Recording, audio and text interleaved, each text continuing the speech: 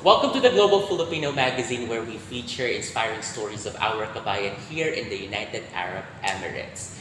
Dito po ngayon sa Ahalia Hospital, we are lucky to have one of the doctors who are celebrating their 10th year anniversary. We have Dr. Patrick Casas. Hello, good afternoon, good day sa lahat po. Opo. It's a wonderful opportunity to be here. Maraming salamat po, Doc. Doc Patrick, paano po ba kayo tinatawag ng mga patients dito? Doc Pat? Dr. Patrick or Pat, depende, pero basically yun lang, dalawang yun. Yes, opo. Ano? Doc Patrick, I want to ask, what do you do exactly as a general practitioner dito sa Ahalia Hospital po? Well, as a general practitioner, kami yung tumitingin sa lahat ng patients. No? Mm-hmm. So, before they go to the specialist, dumadaan muna sila sa amin. Lahat ng illnesses yan, regardless of age, or regardless kung anong type of illness, sa amin muna yan. Tinitignan muna namin. We'll see kung we can provide the healthcare right now in here, or kung ang patient na to ay mas kailangan makita ng mga specialist. So, yun po ang aming work dito or job namin. That's a as responsibility. GP. I'm aware that you have been practicing for 6 years now and 2 years here in the UAE. Tama po ba? Yes, that's correct. So 2.5 or? Going 2.5. So 4 years sa Philippines, 2 years on as hospitalist din. So nag-duty ako sa hospitals and as well as sa companies, either hotels or mga factories. Then 2 years nag-hospital talaga ako noon sa internal medicine. Mm-hmm. And after that, yun na, I left. I came here sa UAE. Walk us through naman po doon sa journey nyo sa pagtatrabaho sa hospital sa Philippines at saka dito po sa hospital sa UAE, Abu Dhabi to be specific. Ano pong hospital po kayo nagtrabaho sa Philippines? Different hospitals nun. For the first 2 years, I went in sa Medical Center Taguig. Then pumasok din ako sa 2 hospitals in Parañaque, the premier medical center. Yung isa is UniHealth Parañaque. Yes. Then napasok din ako sa Antipolo. Mm-hmm. So halos yung areas na yun, back and forth ako. Then for 2 years yun, palipat-lipat ako ng hospitals. Whenever I'm needed, punta lang ako doon, or whenever I have a specific duty, punta lang ako.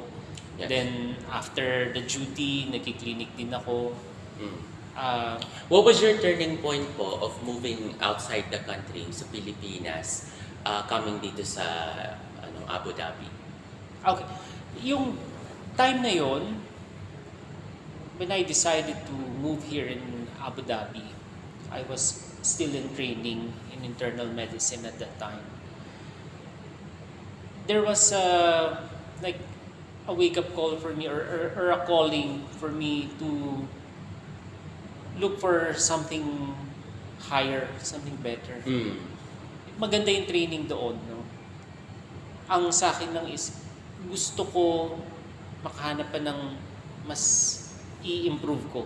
Yeah, personal. So, for yes, your for my personal growth. improvement and gain. Correct. As well as yung sa profession, sa career, it's a bigger progression.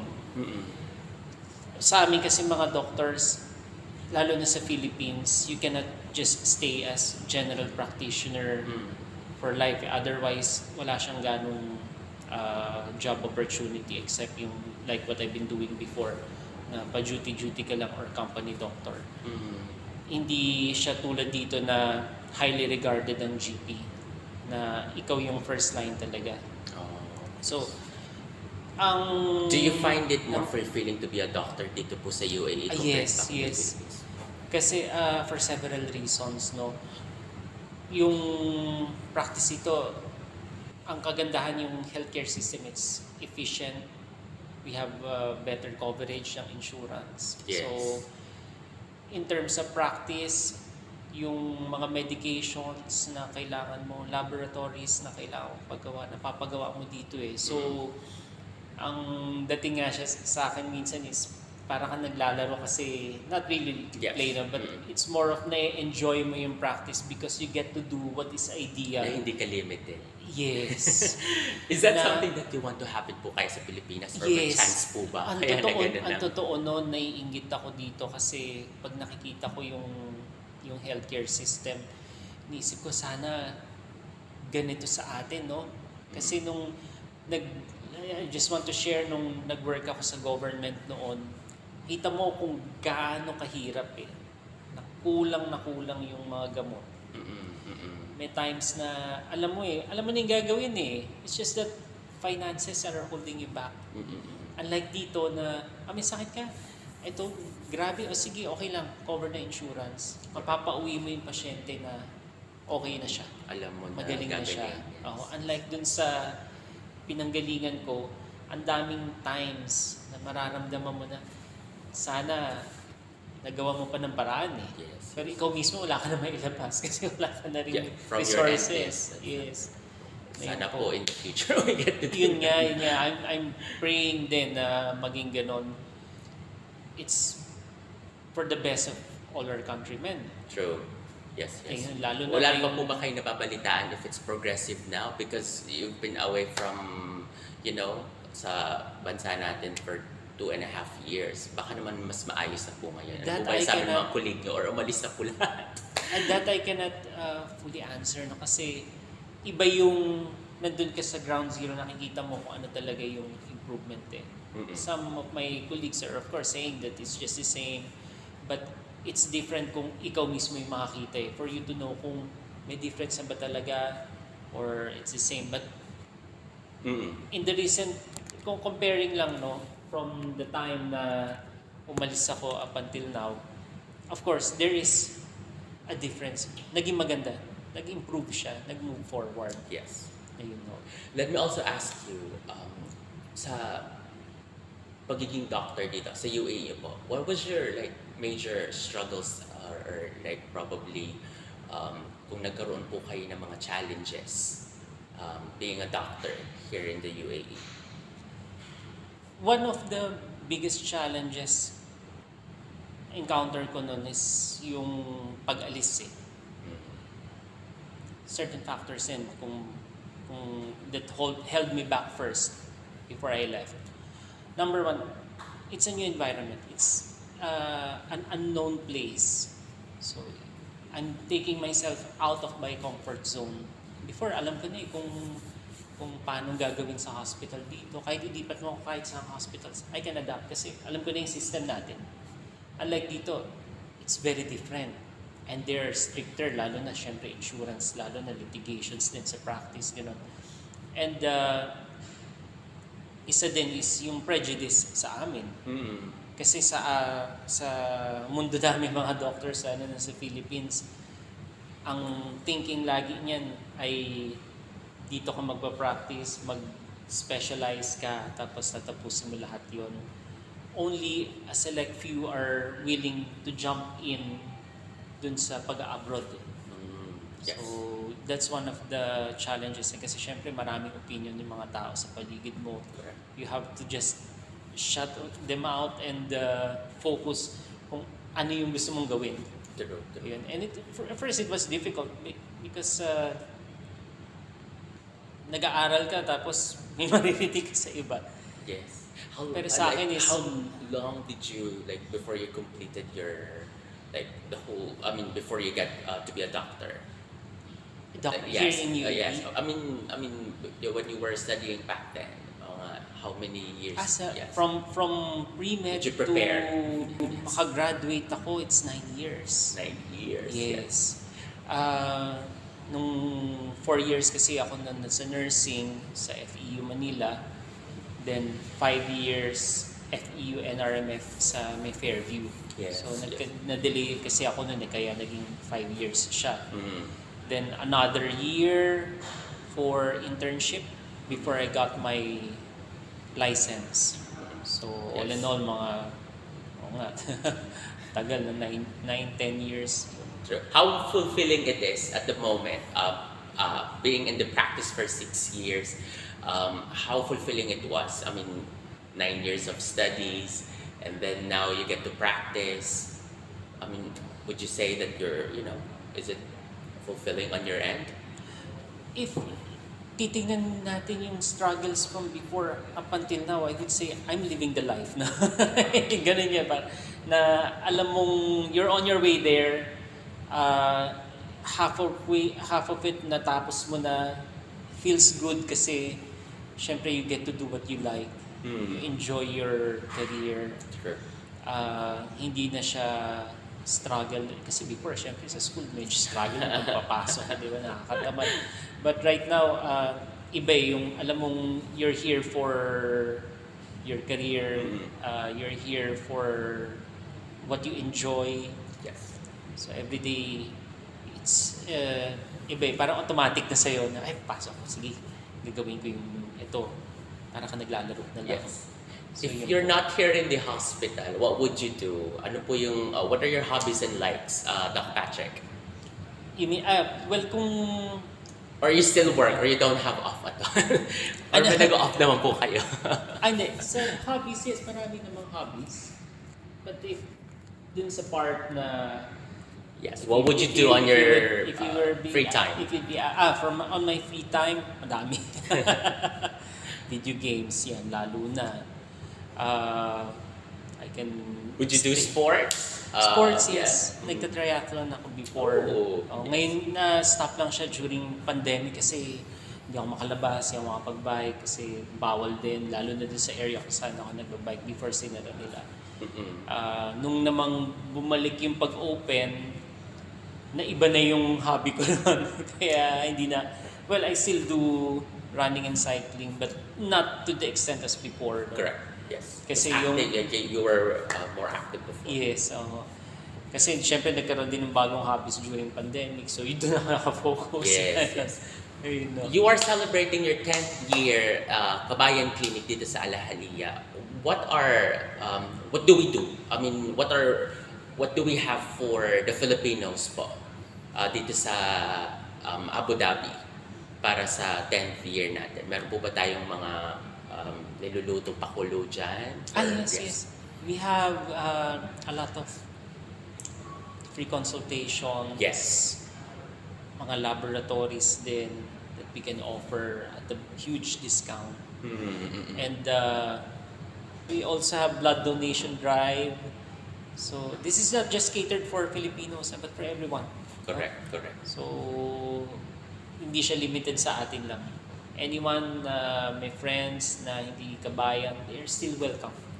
That's very nice po, no? Kasi, pag mga kabayan, they would feel more comfortable, like, having a consultation with the fellow kabayan. Someone would understand them. Yung salita, di ba, wala nang a language barrier with them. So, masasabi nila kung ano talaga yung nararamdaman nila doon. Yes, that's true. Ang experience ko dito is pumupunta sila na may hawak na silang lab results. Yes. Alam na nila yung diagnosis nila, alam na nila yung sakit nila, but they just want a deeper explanation coming from a kabayan. Correct. Kasi mas naiintindihan nila. May times din na i-refer natin sa specialist, but after nun they would still come back. They Mas will naiintindihan take nila your kami. word for it, mas pagkakatiwalaan ka nila. Kaysa sa iba kasi syempre yun nagkaintindihan na kayo eh. Maganda po yun, ang tiwala, the trust. Yes. And they are more at peace after that na alam na nila yung gagawin nila. Mas sumusunod sila sa medications. Kasi mas naiintindihan nila. Yes. Mas reliable. So yun po Yes. yung something that we look forward sa Kabayan Clinic is that trustworthy ang mga doctors na magkakaroon tayo ng consultation with. What is more ahead po for you, Doc Patrick? What do you still want to achieve? Well, for every doctor, ang pathway niyan, career pathway niyan is to go into specialization.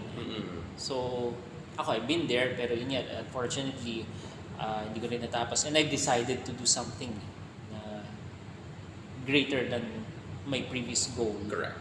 So, for me, ang gusto ko pa rin is makapag-training to do further residency, Yeah. which I'm doing right now, inaasikaso ko na siya.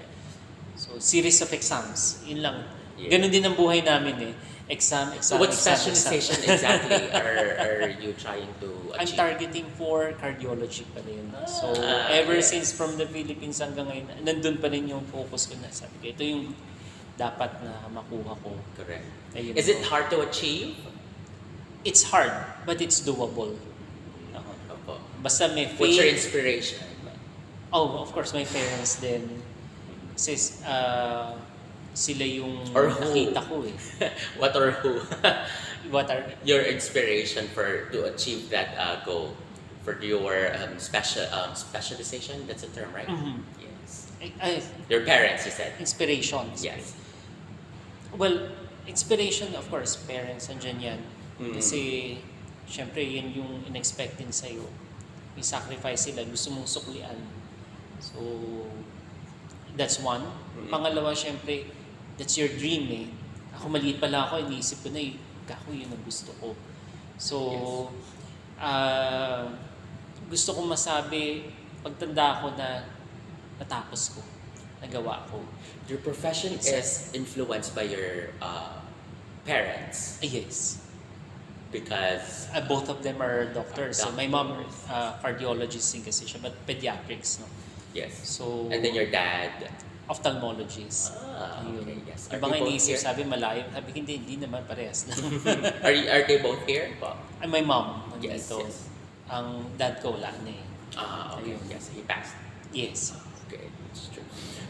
Few more questions before we end. I would like to ask you, Dr. Patrick, what would be your advice to our kabayans who are struggling with their career path right now? You yourself have told me that you still want to achieve. You are currently studying right now. You would be taking more examinations, and for you to be able to get that goal, which is to have your specialization.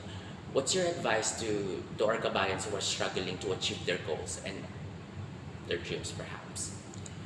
With regards to dreams and goals, ano yan eh, ano nga ba? Yes. How would you achieve? Little by little ba? Or There are certain steps, no? First is, you have to determine what your goal is. Your goal might be, for now, may look impossible, might look scary, but that's good. Because if your goal is not scary enough, I don't think you're aiming high enough. So kung nakakatakot siya, then that's great. That means you're there for greater things. Second is, kapag naumpisahan mo na siya, be consistent.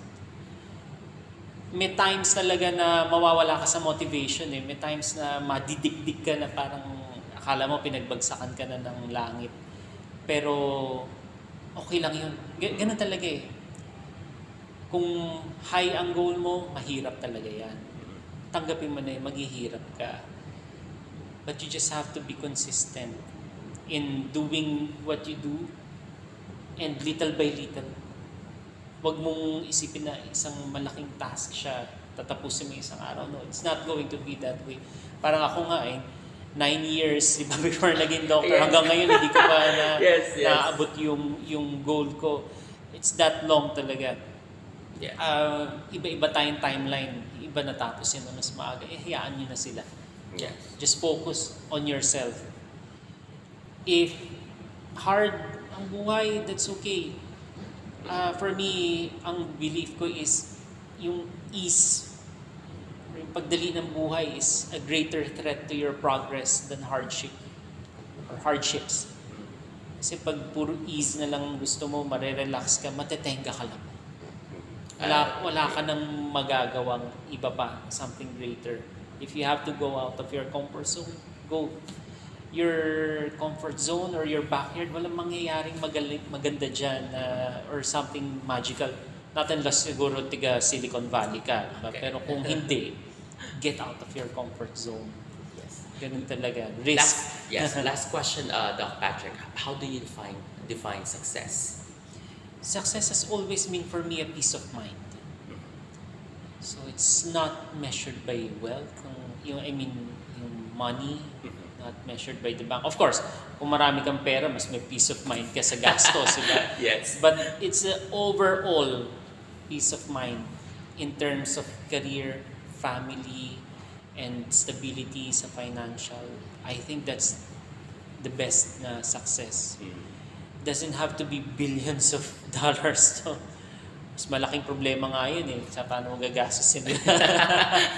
But yung Para sa problema na. yung peace talaga, yun ang for me success yun. Okay then. Everyone, thank you so much, Dr. Patrick Casas. Maraming salamat po sa inyong pag-share ng inspiring story. Dahil dito sa The Global Filipino Magazine, we feature ang kwento ng tagumpay ng ating mga kabayan dito sa United Arab Emirates. Maraming salamat.